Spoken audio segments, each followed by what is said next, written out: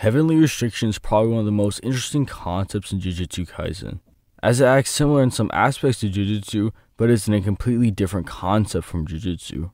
But to understand it, we must understand two different things, that being binding vows and Buddhism. Also, real quick, this video is not meant for power scaling but purely educational, so please enjoy. Buddhism is heavily prevalent inside Jujutsu Kaisen. To disregard this fact would be very disingenuous. But to how it ties to Heavenly Restriction, we must look into both Gojo and Toji. Gojo being the easiest to point out his representation, as he's a blatant symbolism of Buddha himself. One of the strongest pieces of evidence is his quote, "Throughout the heavens and the earth, I alone am the honored one," end quote. This is in reference to Buddha saying the exact same thing, self-proclaiming himself as Buddha. The way how he attains this mindset is by living through a near-death experience and understood the core of Jujutsu, or attain enlightenment. To attain enlightenment or nirvana, one must break through the cycle of rebirth and leave behind their earthly restraints and ascend to a higher understanding or truth, which Gojo did with Jujutsu. For Toji's case, to understand what he symbolizes a bit more, we have to look into on what Gege was trying to depict to us. To sum it up, Toji is the Monkey King, Sun Wukong. Okay, you. Yes, you. Stop. Stop right there. Do not, and I repeat, do not interpret it with this as what I'm saying as Toji is the actual equivalent to Sun Wukong. This is just me explaining his symbolic representation in Jujutsu Kaisen.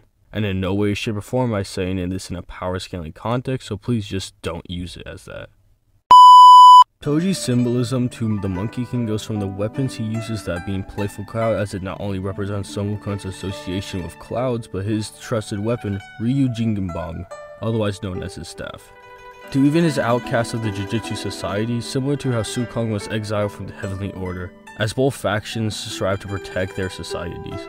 Probably a bigger piece of evidence is Toji even referring to himself as a monkey. And any human without cursed energy are referred to as monkeys by Geto, so you can argue symbolically he would be the pinnacle or king of monkeys.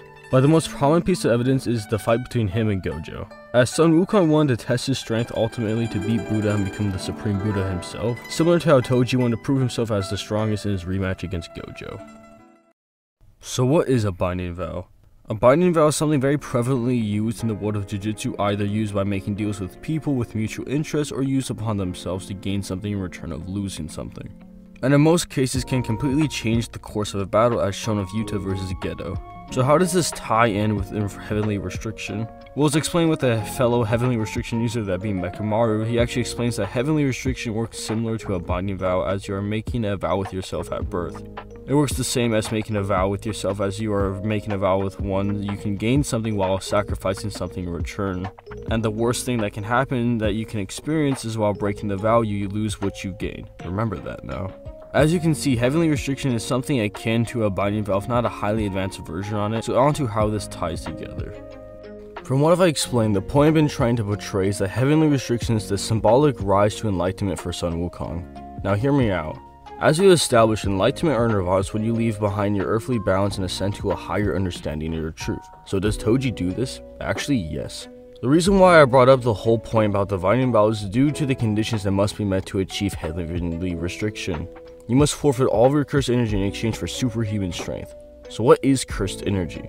Cursed energy isn't just the power source that every Jujutsu sorcerer uses, as even regular humans have cursed energy or subconsciously leak it out of them. Cursed energy is just a negative human thoughts or emotion taking form. Though it's obvious Toji's never used Jujutsu, but he has experienced cursed energy. Not only in his fight between Gojo and him was supposed to be the symbolic fall of Sun Wukong to Buddha, but the reasoning for Toji is because he strayed away from his vow. As he explains, he was prideful and wanted to test the power of the limitless Six Eyes. Pride as a concept isn't innately negative, but with the connotations that was used with Toji, it was in a negative mindset. As even he himself admitted that he already lost the fight when he derivative from his true self, and he thought he would cast away such petty things. So how this ties to binding vows is due to him not fulfilling his end. He didn't lose all of his power, yes, but as he is not using Jujutsu, but he's taken a significant decrease in power as he is indulging in cursed energy. We actually see the only time in the story when he's a true Toji is during the Shibuya arc. as when he's resurrected, he's in a mindless husk, not necessarily negative, but fighting purely off his true instincts. I believe the manga truly shows the depiction that this is a Toji in his true self, as when he emerges from Dagon's domain, he is paralleling Gojo when he arrives or entered his enlightenment.